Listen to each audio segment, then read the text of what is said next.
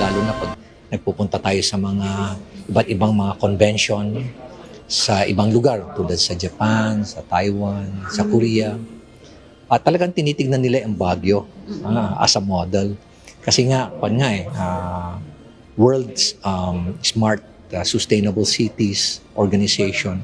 Gagamit ang lokal na pamahalang lungsod ng Baguio ang isang teknolohiya na maaaring makatulong sa paglutas ng mga krimen sa pamamagitan ng iba't ibang feature nito tulad ng pagkilala sa mukha, pagtuklas ng bagay at pagsusuri ng pattern ng pag-uugali. Ayon kay Mayor Benjamin Magalong, ang pamahalaan ng Korea ay nakipag-usap na sa pamahalang lungsod mula pa noong 2021. That alone would indicate na they're looking for cities that are vying for smart city status.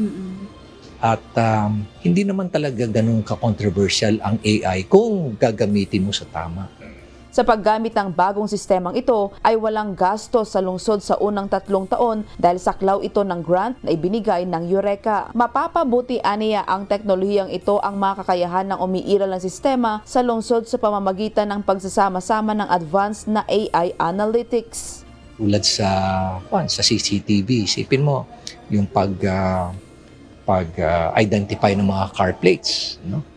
Yan, kung tao-tao lang yan, paano mo bibilangin lahat yung car plates sa buong syudad?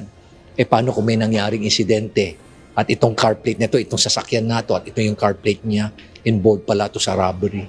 Paano mo hanapin? Instead, using AI, ipasok mo na yung plate number, in just a matter of seconds, lalabas na kagad. Ang kasalukuyang CCTV system ng lungsod ay may mga kakayahan sa AI ngunit limitado lamang. Ang mga kasalukuyang CCTV ay mayroon lamang license plate recognition at basic object detection. Ang platform na ito ay magdaragdag ng mas advanced na AI functions sa mga kasalukuyang CCTV tulad ng behavioral anomaly detection, intrusion detection, weapon detection, violent crowd behavior detection, at road accident at traffic build-up detection. Kahapon September 6 ay nagpirmahan na ng Memorandum of Agreement ang lokal na pamahalaan ng Baguio City at ng government ng Korea sa Clark, Pampanga para sa naturang paggamit ng artificial intelligence at traffic management at crime prevention. Grace Doctolero, UNTV News and Rescue. Diyos ang aming sandigan, serbisyo publiko ang aming pinahahalagahan.